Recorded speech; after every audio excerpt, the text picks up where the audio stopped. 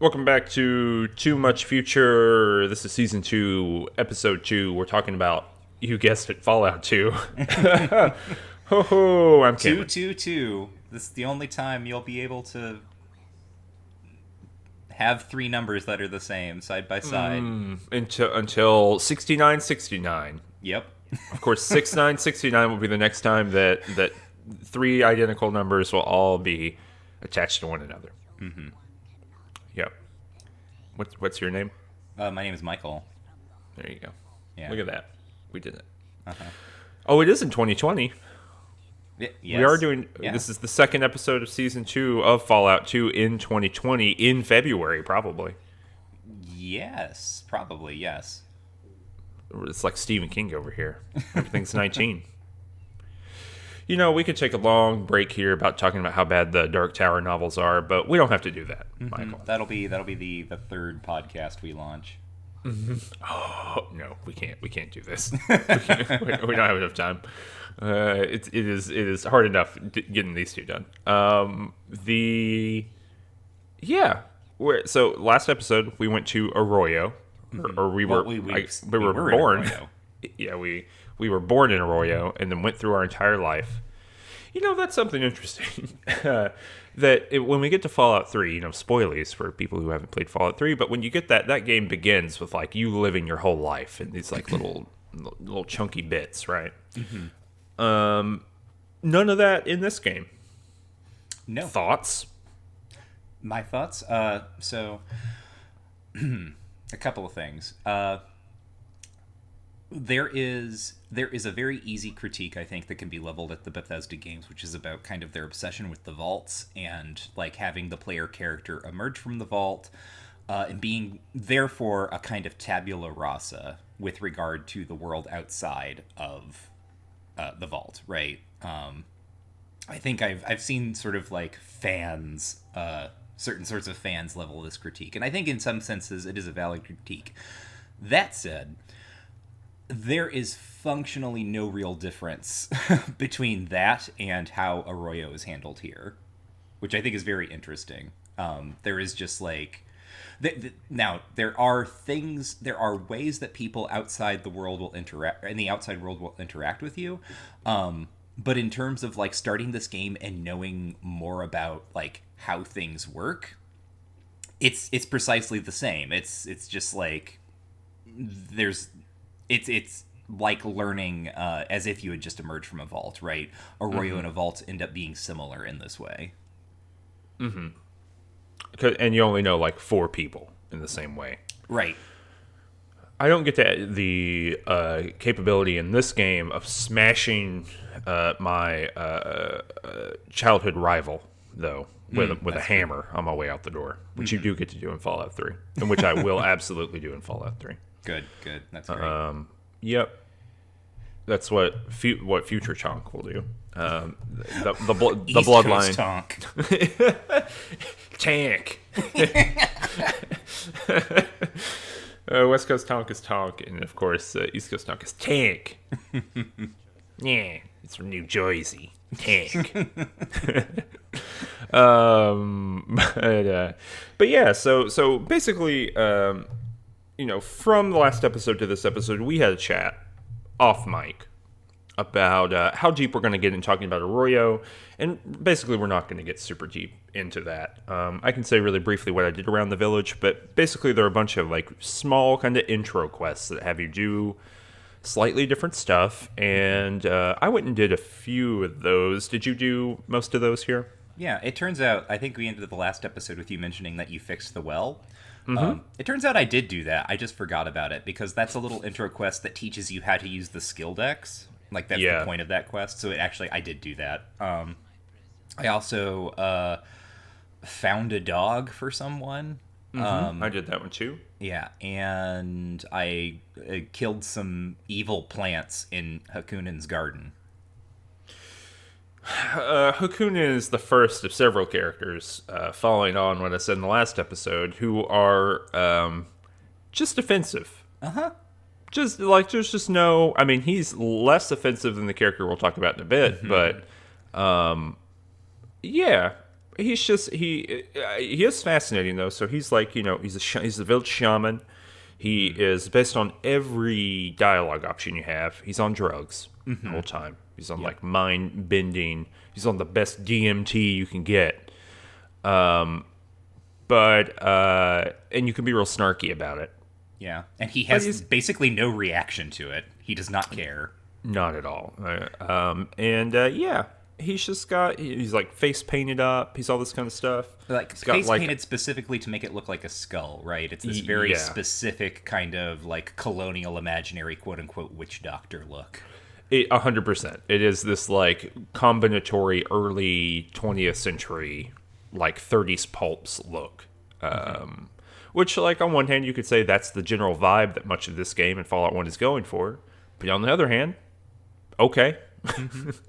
Like that doesn't smooth it over for me, I don't think. Weirdly enough, his accent is unlike anyone else's in the village that he has like a mid-Atlantic accent. I was gonna say it's like mid-Atlantic, or it's almost got kind of like a Delhi accent vibe, right? There's like you can there's that hint of the British accent to it, and it's just like, where did you learn to talk? Like, where did this come from?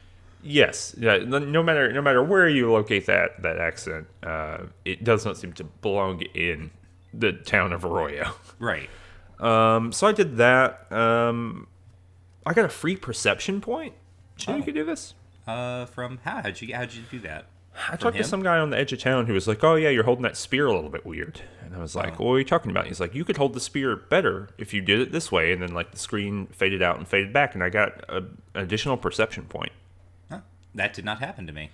Which is pretty cool. Let's see what else I got here. Oh yeah, I also improved my spear. Did you do that on your way out of town? I did not. Twellinor does not give a shit about her spear. She is like, where is my small gun?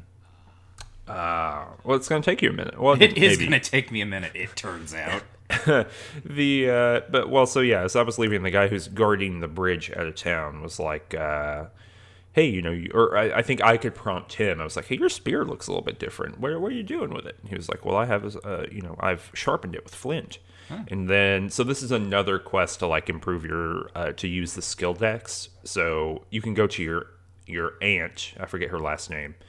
Or her actual name. Her name is like Marlis, I think. Yeah. I only remember this because when you like mouse over her, the little text descriptor you get is something like, this is your Aunt Marlis, who doesn't like you very much. Jeez. So I talked to Marlis, and she has flint, but she wants 3 healing powders, and so I just stole it off of her. And then took the flint and improved my spear, and it actually does increase like the hit ceiling on it, or like the damage ceiling by like 4. I think it's pretty big move for a spear this early on. But all of that is to say, we are on our quest. When I spoke with the older woman, I forget what she's actually called. Do you mean the elder? Yeah. Of the tribe? Yeah. I think they just call her the elder. So she explicitly says at this point, right? She basically gives you the quest again that we saw in the video at the beginning of the game. But she says, hey, just FYI, there's this trader named Vic. Mm-hmm. He's from Klamath. Yeah, Klamath. He's from Klamath. And he brought us this, what's it called? Like a flask from the first game, from Fallout 1, that's got Vault 13 on it. So he must know where Vault 13 is. You got to go to Vault 13. Mm-hmm. Right. Well, you want to get to Vault 13, so her best lead that she can give you is find Vic. Mm-hmm. And then she sends you on your way. Klamath is to the east. Yes, it is. We bebop our way on over there. Anything interesting happened to you on the way? Absolutely not. Not even a random encounter. Yeah, me neither. It's interesting. Well, what happened when you got there? So I show up in Klamath, and it is very Fallout-y. It is some sort of ruins of some buildings, and people are living in them. There is a Brahmin pin over at the side, and near that is a large man named Tor, who seems like some sort of tonk that wasn't, is how I will describe how Tor is presented. In the infinite gyrating spires of time and space, a chunk which might have been a chunk perhaps thrown into existence, much like we all are, but thrown into existence by the creation of Tonk and his transcendence of the algorithm material barrier layer. Right, this was how I assumed. This was my headcanon, honestly, is that, like, what you had done in your game had echoed across time and given me, like, this version of Tonk in my game. So, and when I say, like, this version of Tonk, he is big, he is very muscular, and he does not talk beyond, like, the ability of, say, a 5 or 6 year old, if that. Yeah. I think the implication is, like, in the wasteland, all kinds of bad things happen to people. But B, I think maybe he might have, this is often used as a joke. I'm not meaning it as a joke. I think he might have been kicked in the head. Yeah. Because he is a Brahmin herding guy. Yes. And he says, I don't remember the exact phrasing, but he says this. So this is partly where some of my memory of this game kicks in. I know he is concerned because there are quote unquote bug men coming and stealing the Brahmin at night. And he wants you to help him with this. Like, this is just like the first thing he says to you. Like, I walk into town, I see him, and I speak to him. And he gives me this quest to, like, help him figure out who these bug men are who are stealing the Brahmin, or, like, to stop them and whatever. I don't want to do that right now because I literally just walked into town. Like, I have to do some other things first, like maybe save my game and buy some stuff. So I decline at this point, and it turns out that declining at this point just closes out this quest forever, I think, because it never came back to me. Yeah, correct. As far as I can tell, so I did the exact same thing. I was like, I would like to heal first, because I was at like half health. I was like, I want to go like rest at the end and do all that stuff. And so I said, I don't want to do that right now. And he then started giving me red dialogue, which is like red dialogue in this game. It doesn't appear. Normally when you click on someone, you can talk to them. It brings up a little dialogue menu, all that kind of stuff. Now, if they're too pissed off to talk to you, they just get a little, got like a billboard above their head that says some little short piece of dialogue, like, I don't want to talk to you right now, or blah, blah, blah. And so I was like, I don't.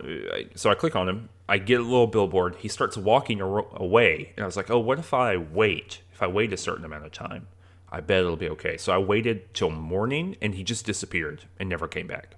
Huh. Yeah. Okay. So rest in R.I.P. He didn't disappear from my game. He's still there, but, like, he just... I guess the cattle stopped getting rustled. I don't know. Then I also... There's like a town greeter. Did you talk to this guy? Yeah. Yeah. He's got a... I thought I wrote his name down, but I didn't. His name is Aldo, I believe. Gotcha. And he is... When he talks, he has, like, little asides in his dialogue that show that he is hiccuping, so you understand that he is a drunk. One of the things that I should say about the way that Klamath is presented, is contrary to the previous game, where everything was kind of working on a Mad Max level. Klamath is very much a kind of Old West sort of setup.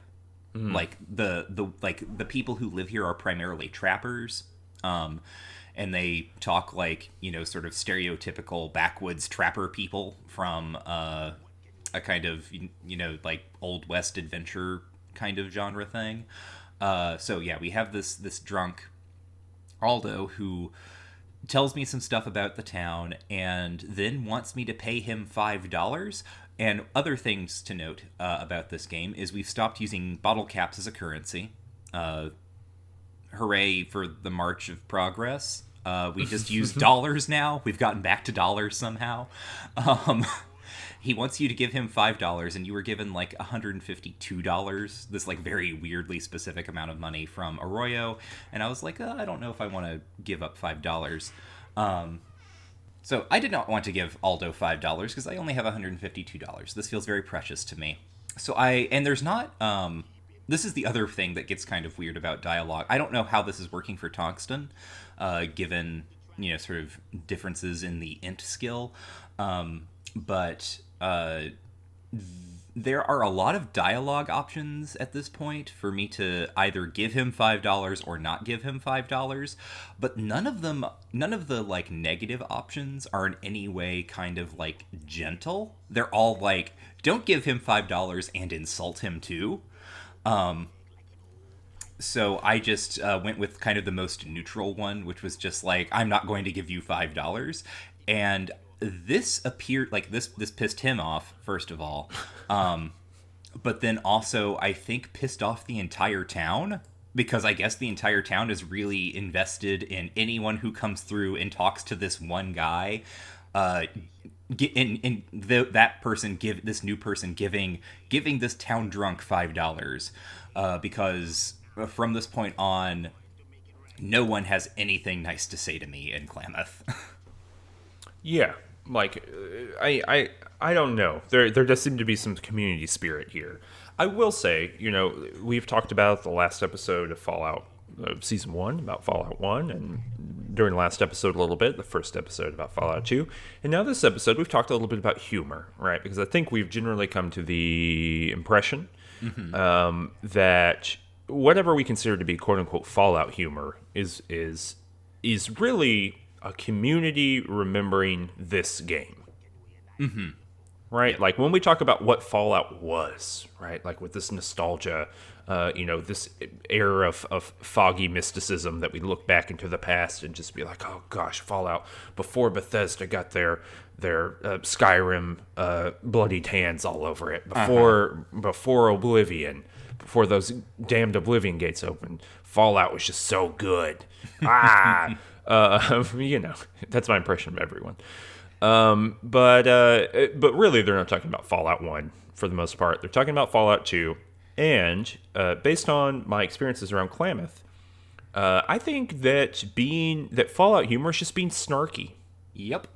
I don't think it's satire. I don't think it's necessarily parody, although we have seen a lot of parody so far. I don't think that it has any goal in the sense of a critical goal or a judgmental goal or a way of presenting the world to you and then being like, isn't this weird and bad? And like in that classic satirical mode. Mm-hmm. I don't think any of that is going on. I think it's just snarky and rude. Yeah. And I think a lot of people find that funny. And indeed, I also find that funny. But I don't think there's much to it other than being snarky. Yeah, no, I agree, right? Like, that is sort of, maybe this changes or develops in different ways later on in the game, but I'm sort of surprised at how dialogue... So, first of all, I will say, this game is much better written at this point than the first game was, right? There is one of the critiques that I know I had at about the point we got to Shady Sands, which is sort of the equivalent location, is that there was just no character to anything. It was just like all very just like, this is a building, this is a peasant, this is Aradesh, these are some raiders, and that was it. There is character here, right? Like you noticed, right? We have discussed 2 NPCs that we've talked to, and they both had distinct characters and sort of distinct voices. So it is much better written, but also my dialogue options. And this is a weird situation to be in because, again, if you've listened to the first season and the playthrough of the first game, one of the biggest problems of being Eleanor was that I would always choose kind of the sassy dialogue options, and this would result in just untold catastrophe. I would be snarky or rude, and then everyone would aggro me, and everything would just go wrong. Now I can be snarky and rude all the time, but the characters don't really respond to it anymore. It just becomes, like a thing that I can imagine that my character said, which is fine, right? I don't really have anything against this mode of writing dialogue and character interaction. But all of the snarkiness, there are always like 2 or 3 snarky responses. They're all kind of the same tone, and it doesn't give me a lot of space to imagine my character, to role play. Which is sort of sad. It's kind of like, and these timelines do line up a little bit, and I don't mean this in a dismissive way, but it's kind of like the South Parkification of Fallout, and by that I mean like everyone is rough. Like there's not a line of dialogue, or there's a very rare line of dialogue from any direction, from the player character or the NPCs, that doesn't have some sort of like ribbing or rude connotation to it, right? This is a world that moves by friction, and that's like fine. Like again, it is much better written than Fallout One. I would characterize this game to be like almost lush in comparison to Fallout 1, right? Like, Yes. Klamath has NPCs roaming around everywhere. They all kind of seem to have a function. There's not just like serfs and farmers, although there is farming. I can't remember. I believe Fallout 2 had its backstory or some of its backstory done via tabletop game. I wonder, I need to check that out. I need to go back and read about that kind of stuff. But it just has the feeling of like a world that's been thought out, as opposed to, Shady Sands, which was just like a sketch of a location. Yes. Like I said last episode too, it's the development team for this game is like 4 times as large, so there are more resources to do that.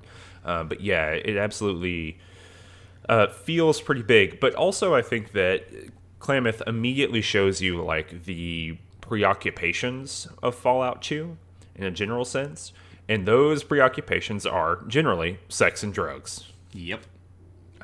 In a way that I think was like very mature and forward thinking for the time, and I guess is kind of mature and forward thinking for the time now. I still can't think of very many games that treat sex and drugs as like just part of the texture of their world, as opposed to like scandalous things. And there's a little bit of scandalousness here too. There's a little bit of like covering your mouth and being like, "Oh, I'm so naughty for including these dialogue options in my game, or these perks."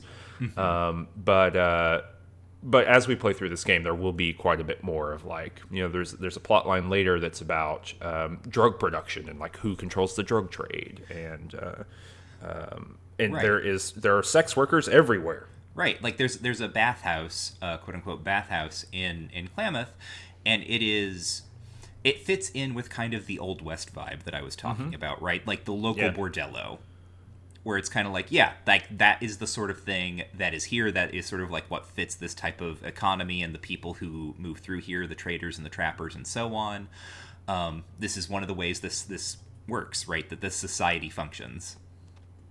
In a fairly plausible way, right? A way that feels cohesive and makes sense.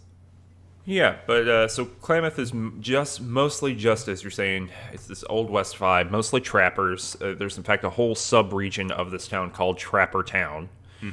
What'd you end up doing here? So, okay. After my weird non-start with Tor, I wandered around. I think I went to first the Buckner's place. Do they have... So there's a family called the Buckners, and they own a little like inn and bar kind of thing that may or may not have its own name. But I went in... It's called Buckner's. It's just called Buckner's? Okay. I believe so. And I went in and I talked to the daughter, I think, and asked her if there was anything going on in town that I should know about. Well, so actually I should say, no one in this town really liked me after I did not pay Aldo. So my first experience of Klamath, to be quite succinct about it, is just racism, like a whole bunch of like weird racism where everyone's like everyone is looking at me and they're like, "Oh, we don't like your kind around here," or like, "Oh, another tribal." Tribal. Everyone's calling me a tribal. There are little kids in Klamath, and when I try to talk to them, they like scream and run away, or they say like, "Don't eat me." So there's that, right? And to test my kind of hunch, I went over and I gave Aldo $5, and everyone got much nicer to me. So then it became things like, "You're pretty good for a tribal." Which, yeah, I guess that's a pretty accurate map of that experience, probably. Yeah. But it's unclear if that, I can't remember if that continues through the game. But yeah, they are definitely trying to make it clear that there's a kind of equivalency to being a vault dweller and being like some fool from inside a vault. And then being in Fallout 1, and then being from a tribe. Yes. Someone who doesn't live in one of the dialogue options that I could have to respond to that was like, in my village, we make fun of people who live in the burned out ruins of pre-war Yes, yeah, villages. no. Well, that's one of the Buckners, because you ask about like the surrounding area, and she tells you about some towns, and then you can follow up being like, well, what about the tribes around here? And she was like, because specifically, she was like, oh, I don't include tribes when I'm talking about civilized places. And then you can respond, oh, that's funny. In my village, we don't include living in the burned out husks of pre-war buildings as civilized. So, yeah, which is funny, right? But like my character, but that should not be a dialogue option that Tungsten has available to him, right? But he does. So there's a little bit too here of like the joke. The joke is more valuable. Oh, it's they're coming. The Fallout 2 development team's coming for me, but just about every episode, yeah. Yeah, well, this is a prime time in where I live for people to burn their homes or get in car accidents or whatever. Apparently, but there's a bit of like the joke is more important than role playing consistency, like you were talking about, right? Like getting the joke in there, and there's some things to it too of it presenting the joke to the player and letting us read that but not choose it is just as valuable as like actually saying the joke, which I think is an interesting mode of writing too.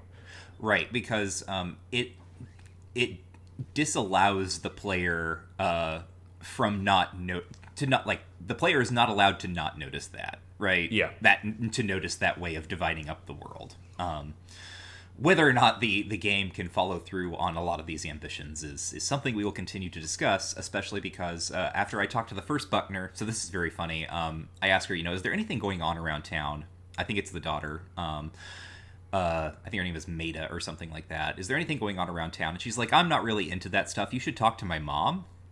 So I went and I talked to her mom, and I asked the mom the same question, like, is there anything going on around town? And she was like, I don't really keep up with that stuff. You should talk to my daughter. Yep. Great. Classic. But also talking to the mom, whose name is Arden, I believe. This gets you to the first chance to talk to someone about Sulik. Who is here.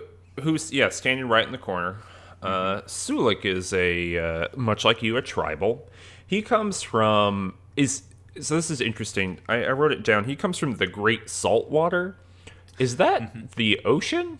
I believe that's the ocean because it's to the west, and we're in Klamath, which is I looked this up because I wanted to know like what the heck Klamath, like where that word came from. Turns out it is the name of a tribe in southern Oregon. The town is called Klamath Falls today, so that is where we are. We are in southern Oregon. And he mentions, Sulik mentions he comes from the west, so presumably he means that they were from the coast there. Gotcha. But yes, we find out from various sources, right, that basically he showed up and came into the bar and got drunk and smashed a bunch of stuff, and now he is literally indentured servitude. He's got like a debt, I think, of 500 caps to pay off. 350, I think, dollars. Well, no, he's just paid. He's that's right. Paid off 150 of it so far, but yeah, he's down to 350, and yeah, so you can find out all that before talking to him, and then you can go talk to him. How'd that go for you? So you and I had some brief exchanges about this before recording. Boy, does time soften memory. Is what I will say, because I remembered enough about this game to know that like Sulik, not the greatest representation of basically anything that they are going for here, because there's a lot of weird stuff getting mixed together. Not a great representation. I knew that. I remembered that. I did not really register how deeply and profoundly misjudged and strange Sulik is as a character. How do we want to talk about this? Sulik, I'll just describe to begin with, right? Okay. It's always good, if you're listening at home and you're thinking, how do I make my own podcast where I talk too long about video games? Well, the first thing you can do is just get a solid description, and then you can go and you can critique from there, right? Mm-hmm. So Sulik he's a tribal, much like you, but whereas everyone in your tribe speaks like they are from, rural Ohio. Unless you're Hakunin. Unless you're Hakunin, in which case you're in a 1920s 1932 screwball comedy. Mm-hmm.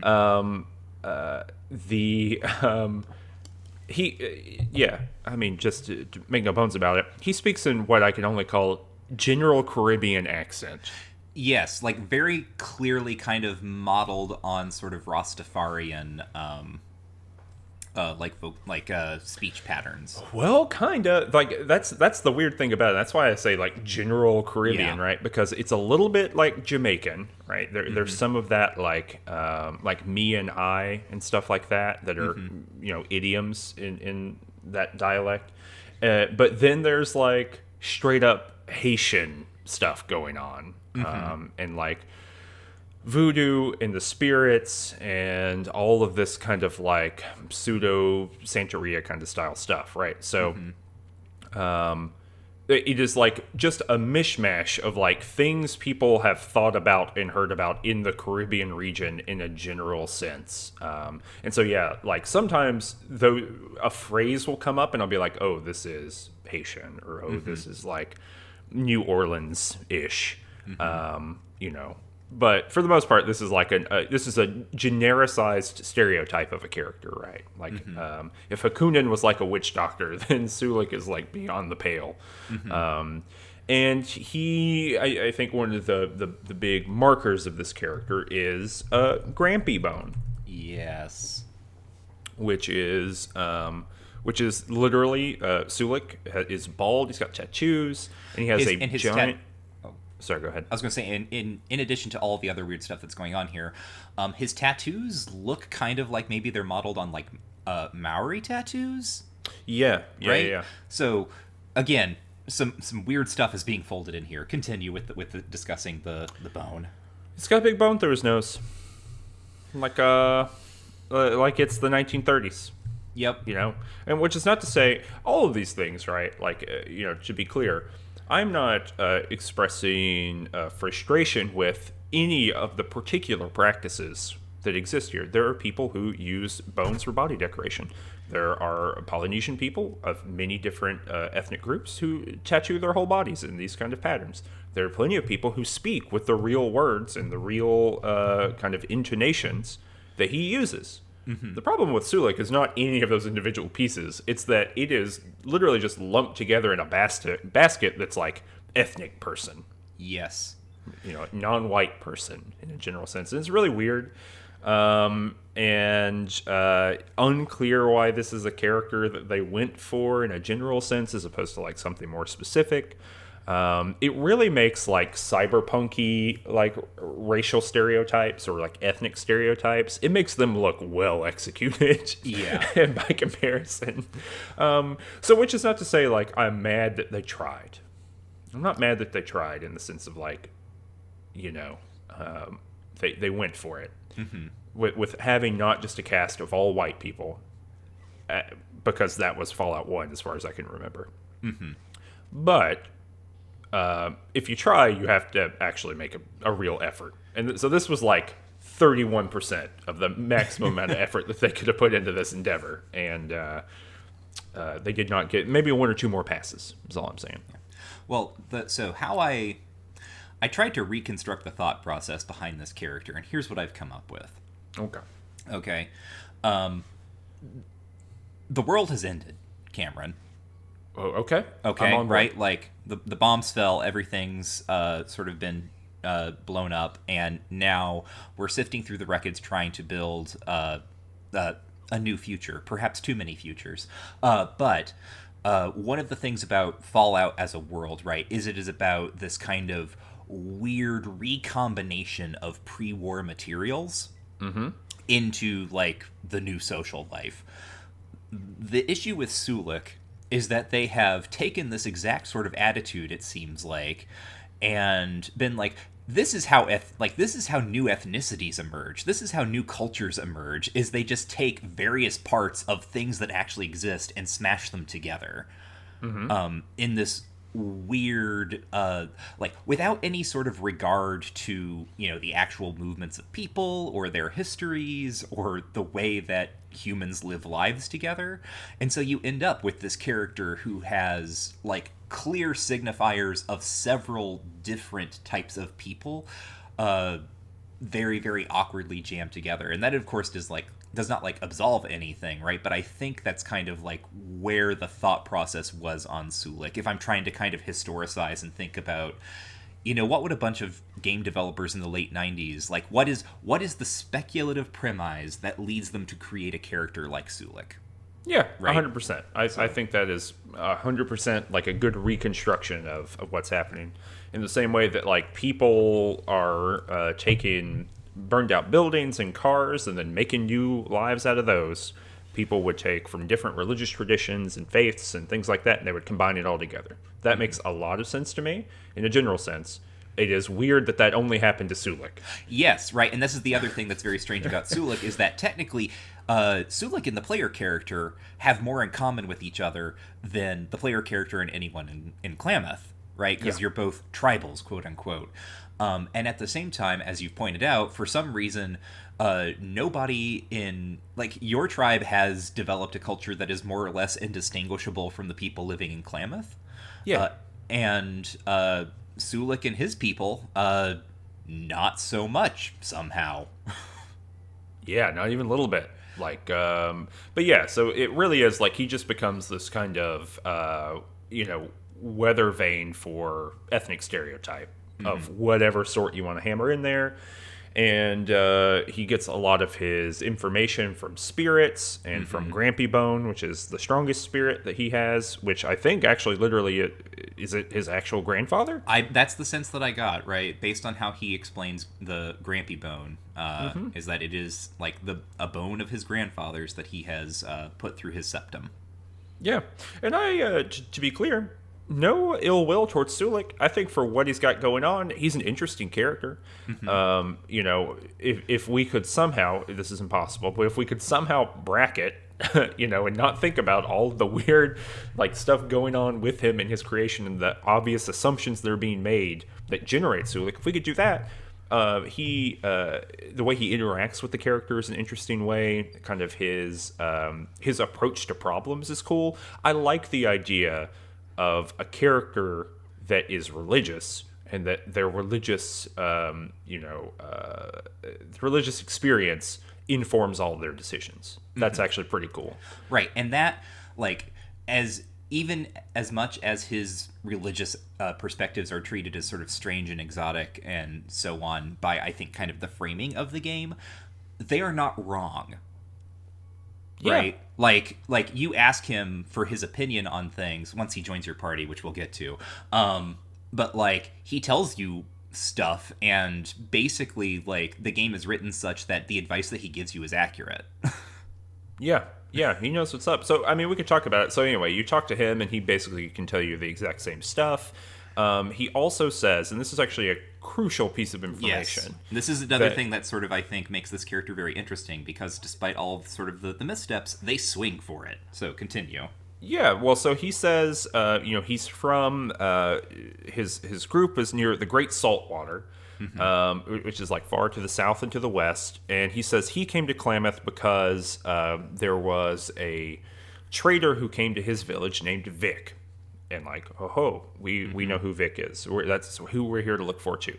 And that's why he's here. And he's here because his sister went on she went trading at another village and was presumably taken by slavers. And so Vic has told them about slavers. And so, following the only piece of information he knows about a connection to a slaving group of people, Sulik has come to Klamath to look for Vic. But the problem is that Vic is not here. Yes. And like I said, they swing for it, right? Like, the idea that people are being sold into slavery is not treated as humorous here. That there are slavers at work in the world is, like, legitimately a sort of terrifying prospect. And in fact, one of the things Twellinor could do, I'm not sure how this is working for Toxton, like, I could accuse the Buckners of essentially enslaving Sulik.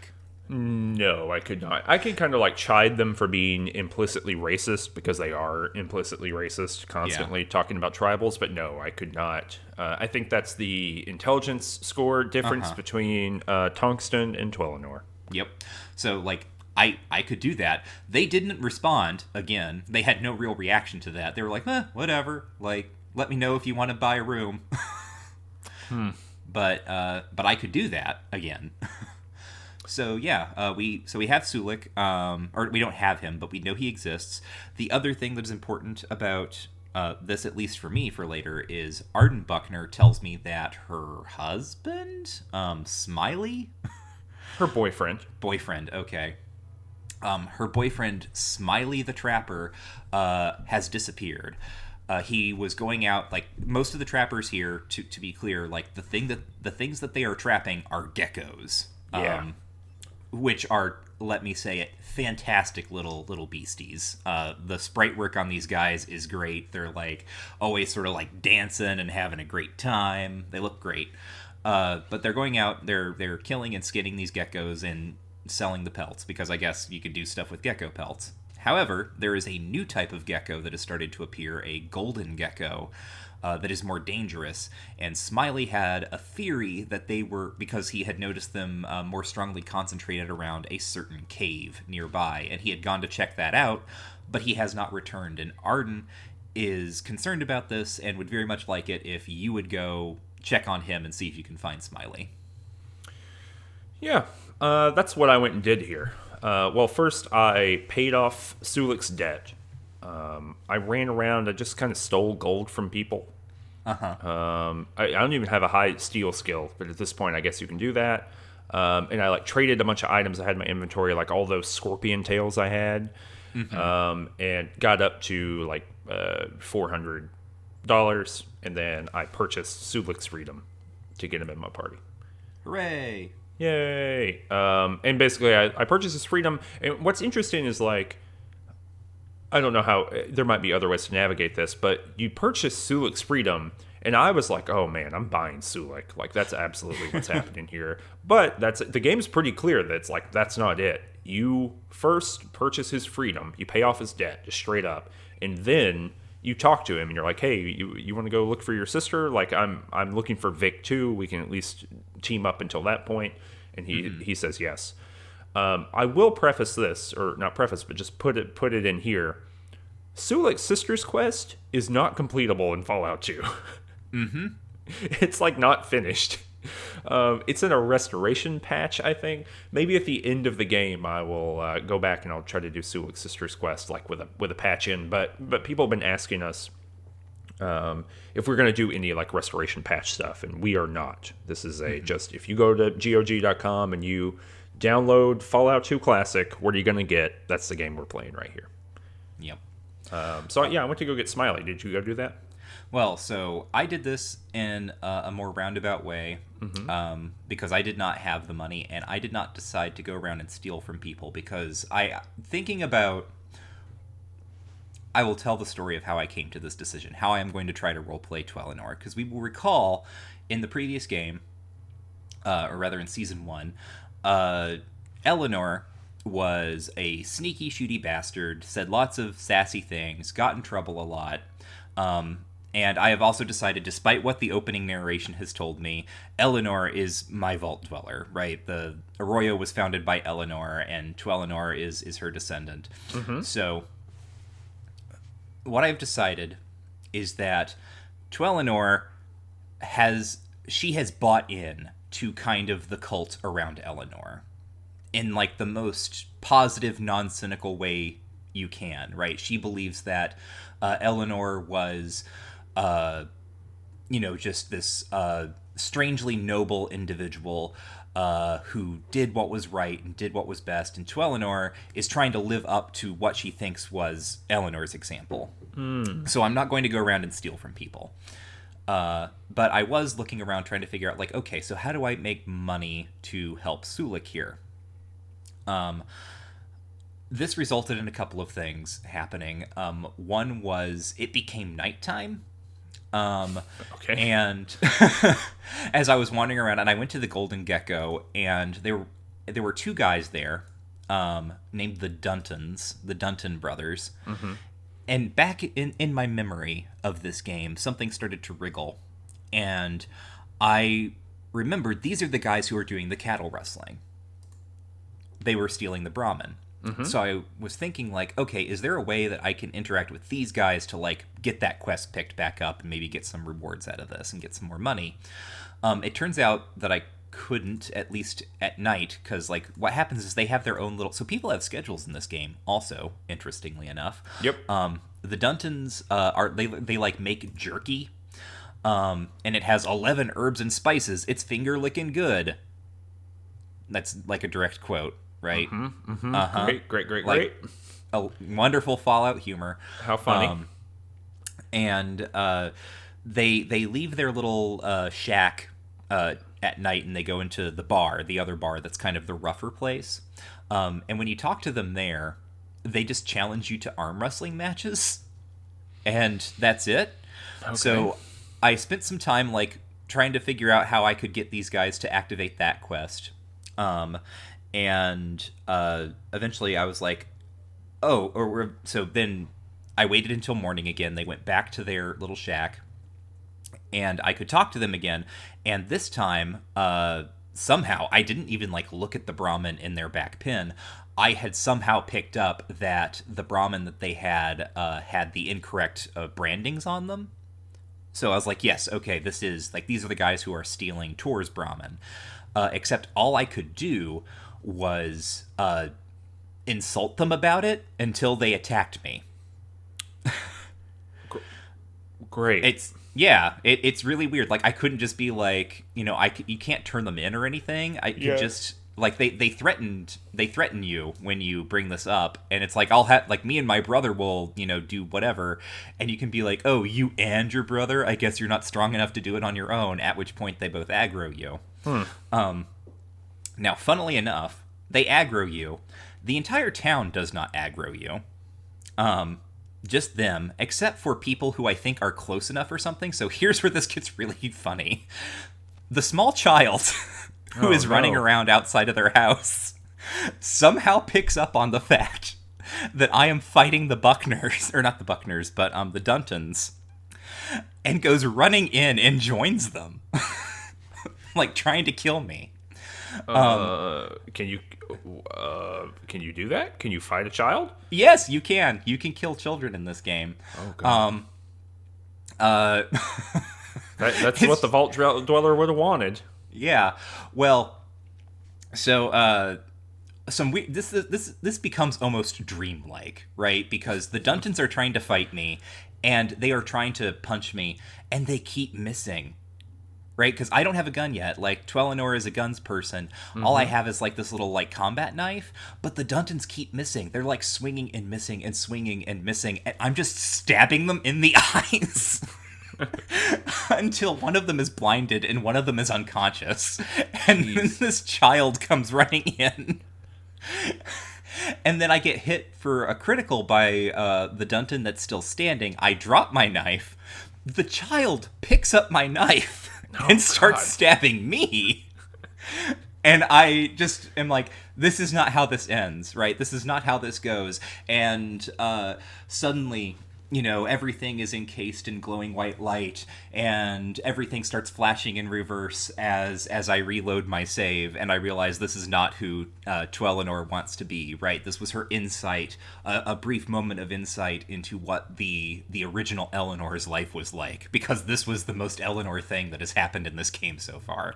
I think this might be a Michael Lutz thing. I think we might have found the shared problem here. So anyway, I reload that game and I'm just like, okay, I guess I can't do anything with the Duntons, so I ignore them.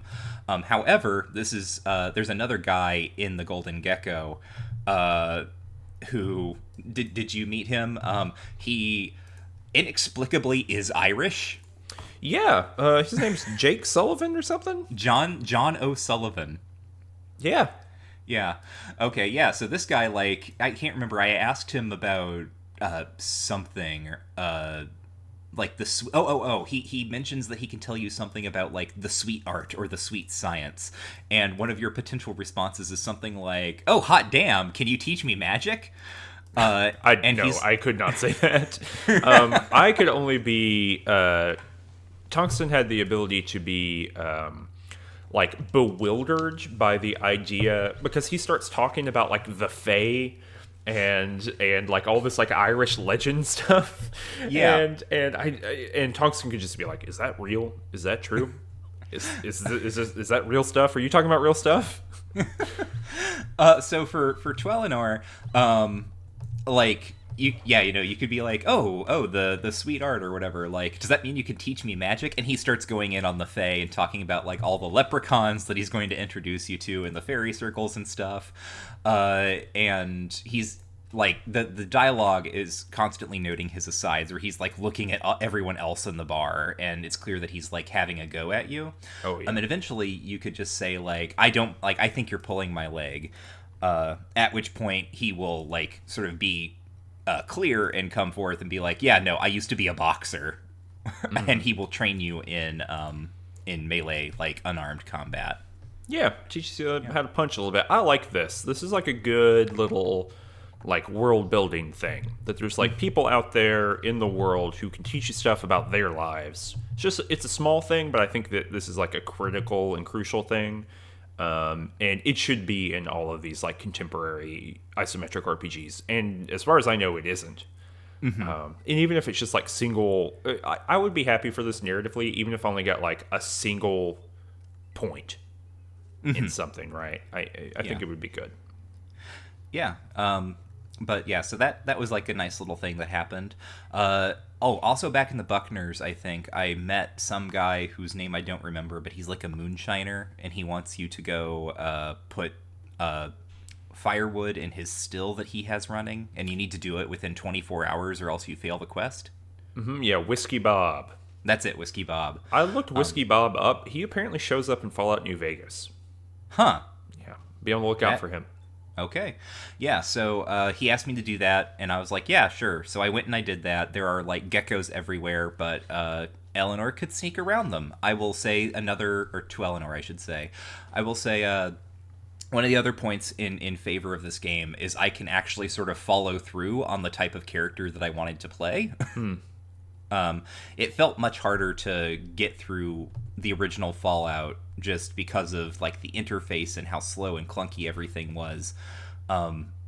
It just I feel more at home playing a character who sneaks around enemies and sneaks into the still and puts the firewood in the still. But I got like $50 from that. Still not enough to purchase Suluk's Freedom. So then I went to Trapper Town. Mm-hmm. I met a bunch of trappers. And I met kind of the head of Trapper Town. I guess. Slim Pickett? Yeah, Slim Pickett. Who has this gruesome story to tell me about, like, these rats that are eating people? Yeah, it's a Stephen King short story over here. Yeah, no, it's totally a Graveyard Shift. Yeah, so I guess, like, so the Trapper Town is...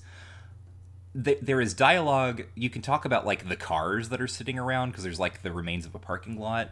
There's dialogue that suggests that this used to be, like, a shopping mall. Mm-hmm. or like a roadside like strip mall or something, and people are living here now.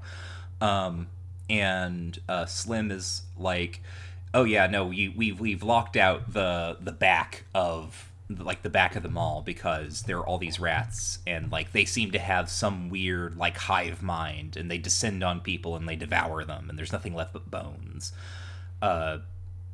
And of course, Eleanor, who is trying to live up to what she thinks was her ancestors' example, is like, I will take care of this problem for you. Please let me back there. And Slim is just like, yeah, okay, here's the key. Apparently, I think there are other ways to go about this, but, Eleanor is just charismatic enough that she could be like, please give me the key so I can go fight the demon rats. And Slim is like, sure thing. Tungsten did not even get that full story. Oh. He was just like, we keep that door locked, don't go through there. And Tungsten was like, can I have the key? And he said, yeah, sure, why not? Just close the door behind you. So I didn't even have to like get the full context. And yeah, I ran through there. This game has straight up dungeons now. Yep. Like these are real, like, I think that they feel like they are designed as opposed to just being like underground maps. I killed a bunch of rats. Yes, I did too, and it was so tedious, and I was like, oh, I should definitely have Sulik for this. Yeah. He's good at killing rats too. Yeah. But I went down there anyway, and this is where things get kind of confusing to me, because so I've already said that I had some like dialogue that established that this used to be some sort of like strip mall, and yet there is an extensive underground network of caves. And when you go and a mining operation. Yeah, and a mining operation. And when you go down, like, there's a big piece of machinery, and when I looked at it, it was like, this is some sort of big piece of machinery, like a printing press. Yeah, don't think about it. Don't think too hard. Okay. Anyway, what is important is that I got like a little bit into these rat maze things, and I was like, this is so tedious. I need help. Because I can't sneak past all these rats, right? I can't sneak past them in the way that I was sneaking past the geckos, because the hallways are much more narrow. They're too perceptive. Yes, those rats, those perceptive rats. But I did find, when I was like digging through some lockers down here, some rubber boots that are important, because I was like, oh, right, like, the memory of playing this as a younger person, like, clicked together, and I'm like, oh, I use these in the caves to rescue Smiley. So I decide I'm going to go to the toxic caves and rescue Smiley, because I had a vague memory, was not sure, but hoped that this was true. If I could rescue Smiley, then the Buckners would free Sulik in return. Like, I wouldn't have to pay anything. It turns out this is true, and the toxic caves are like caves filled with like literal toxic waste, and you have to be wearing these rubber boots, because if you're not, then when you walk over the waste, it hurts you quite a bit. Yep, it's in fact 2 hit points per step. Yep. Tungsten knows that intimately. Oh, yeah, so this Tungsten did not have rubber boots, I take it? Well, he walked through the fire to get some rubber boots, but Sulik never had any. Oh no. Yep. How's Sulik doing? He's fine. Oh, okay, good. He's okay. He didn't die. Right. If that's what you're asking.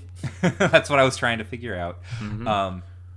Yeah, so I like snuck through the toxic caves, and there are all these geckos, and the golden geckos give you rad damage. Yeah. And you eventually get to the back of these caves, and you find Smiley, and you also find what is clearly like a pre-war door and like a computer terminal that I did not have a high enough science skill to operate to turn on this elevator. So I don't know what's down here. I don't remember this. It looks kind of like it might be a vault, but I doubt that. It might just be something else. It's a thing to come back to, basically. Oh, okay. But Smiley is there, and he's like, yeah, no, I got trapped here by the geckos, because it turns out that the regular geckos are just like eating this toxic sludge and then getting radiation powers, and that's where the golden geckos are coming from.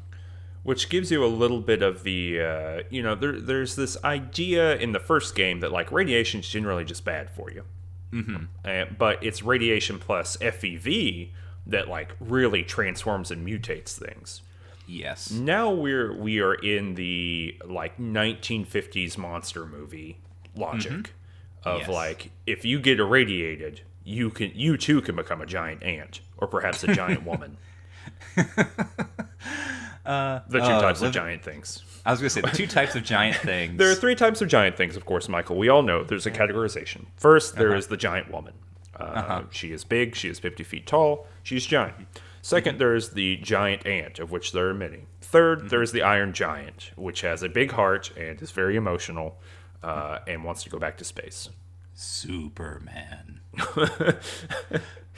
Libertarian. Who is John Galt? I rescue Smiley, and he joins you for a little bit, and that made getting back to... Well, so... The interesting thing about sneaking in this game, I think, is that even if you are sneaking, your companions don't really count toward being spotted. So I got to sneak back through and went back to Klamath, and I was like, hey, Arden Buckner, I rescued your boy toy. And she was like, oh, that's great. And I was like, why don't you, like, release the slave that you have working in your back room? And she was like, well, I guess, okay. Oh, that's interesting. I mean, yeah, like, you could basically, again, right, like, Twellinor has dialogue options that, like, more specifically, like, judge the Buckners in this regard. Yeah. And then I did what you did. I talked with Sulik, and I was like, hey, why don't you, like, join up with me? And he was like, yeah, sure. And so that was how I got Sulik, and then we went back to the rat caves together. Gotcha, and you went all the way down to the bottom, and you found the rat god. Yes, the rat god. Could you talk to the rat god? Could I? Yeah. No, but it talked at me. Interesting. I remember the rat god talking. And but when I went there this time, I did not have that option. So interesting.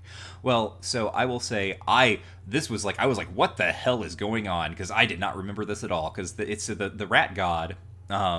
For those listening, is like a sort of palette swapped version of the giant mole rat enemy. It's like slightly larger, and it's got lighter skin and like big red eyes. It's big and pink. Looks like a big old pig. And it like started screaming at me and was like, claw tear, and I was like, this thing is talking, what the hell? But then we killed it, and it was after this that I recalled something that happens in a later location, which you may be remembering or misremembering as this location. Because I was like, what the hell is this? Like, why is this thing talking? What does it mean? Because it's this big thing that is this big, like, mutated monster that is gaining human speech somehow, and also appears to be able to like, if we're going to, go off the lore that was given to me by Slim, is capable of, like, psychically controlling the other rats, which, for one thing, recalls the Master.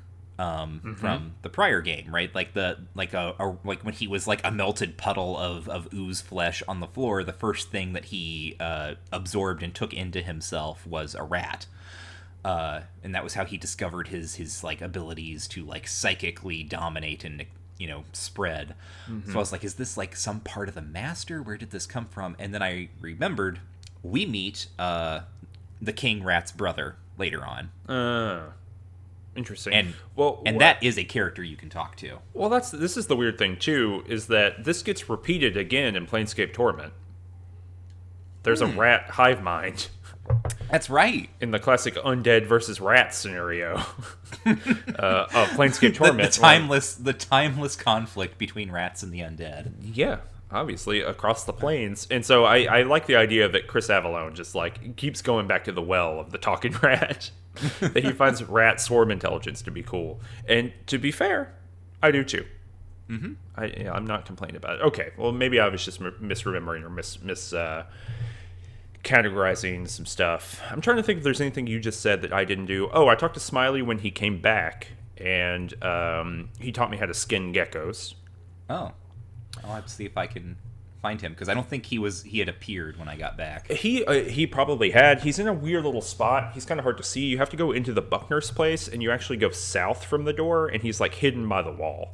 Oh, great. Yeah, if you're like talking, so just like go and you'll be able to see him, and he teaches you how to skin geckos, which is really good because then you can sell gecko skins the rest of the game, basically. I remember that being a very important thing. What level are you at the end of this episode? 3 or 4, I think. Okay, yeah, there were no. So you're still getting experience for sneaking. Yes. Okay, good. I was just making sure. I was like, oh, that might be bad if you're not getting all that murder experience. Well, like, also, right, once I had Sulik with me, and I felt, like, more capable in combat, I just went and I, like, killed a whole bunch of geckos. So, like, I am also, like, I am not taking just, like, the experience that I'm getting from, like, solving quests and things like that, that I assume that I might be getting in slightly more complex ways than Tungsten still. But I'm also like, okay, I probably should be, like, paying attention to leveling and things like that. Did you find Vic's, Did you find Vic's, shop? Yeah, Vic's got a little shop here, and I just busted that door wide open. And there's some stuff in there. There's some Tragic the Gathering cards, which is just making fun of magic. Yep. Lol, ha ha ha ha ha, he he he he ho ho ho ho ho. Great stuff, and great humor, A+ humor, and there is a broken radio. There is a pipe gun, and there's some ammo. But there's no information, as far as I know, about where Vic potentially went.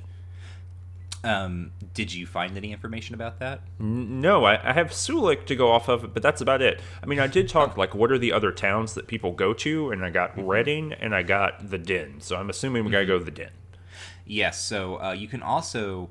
one of the bits of information that I picked up in talking with people around town and asking about Vic, they mentioned that he really likes Jenny at the bathhouse. So I went to the bathhouse, and I spoke with Jenny, who's a sex worker there, who is Vic's kind of favorite girl, and she mentioned quite explicitly that the last time before she saw Vic, he was heading off to the Den, which the Den is this place to kind of the southeast, and it is called by every single character who mentions it a wretched hive of scum and villainy. You remember Star Wars? Do you remember Star Wars, Cameron? You guys know about Star Wars? Do you remember 1998 and our entire lives were nothing but, before our lives were nothing but unceasing hellish discourse about Star Wars and new Star Wars films? We were gonna get the remakes. We see Jabba. We're gonna see Jabba. So anyway, yes, the Den is a wretched hive of scum and villainy, and it is our next best lead for where to find Vic. So yeah, that's where we're going next. Yep, I think that'll be the thing. And we also keep being told, too, that you gotta be careful when you're there because they sell tribal, slavers operate there. Yes, and this is also why, it's like, Sulik, you want to come with me and we'll see if we can find your sister. Yep. So, yeah, that's the next episode. We're going to go do the Den, which I remember being pretty beefy as far as, the amount of stuff you can do there. I remember there being, this big kind of grand melee you can get into between, the cops and a gang. Yes. So I'm excited to go and try that again with my melee-only character. But yeah. Oh, a little tip for you, in case it matters. Have you looked at Sulik's inventory? No, actually. I think that he has a model override where he always, is kind of has the tribal, bare-chested look to him, but he is wearing leather armor. Ooh. So you can take that off of him and put it on yourself. Oh. Yep. It's thanks for joining me, Sulik. I'm going to steal your armor now. Yeah, I gave him a stim pack, gave him some healing powder. He'll be all right. Okay. Yeah, but because he has, I think, roughly 2 times as many hit points as I do, so I think he'll be all right. But so he's definitely better than I am in that regard. Yeah. So a little early gameplay tip for you. Anything else you got to say here about the second episode here, Michael? Nope. I think I covered everything. All right. Well, the adventures of the Chosen One and Sulik will continue in the Den on episode 3. Michael, where can they find you on the internet? You can find me on Twitter @Warren is dead. You got anything to plug? Nope. If you like this show, you can support it on patreon.com/rangetouch. You can go down to the little description below to check that out. You can also follow Range Touch on Twitter @Twitter. I don't know why I just said @Twitter. Please don't follow @Twitter @Range Touch. For as little as $1 a month, you can support this channel. It's a big deal. It really does help us out in a very significant and cool way. Pays for our hosting. And if you want to get this show as an RSS feed, as opposed to as a on the YouTube here, you can give us $3 a month, and we'll do that for you. I don't think there's anything else. If you're listening to this, oh no, wait, because this isn't. No, scratch that last one. We'll see you on the next episode coming in 2 weeks. See you then. Everything changed.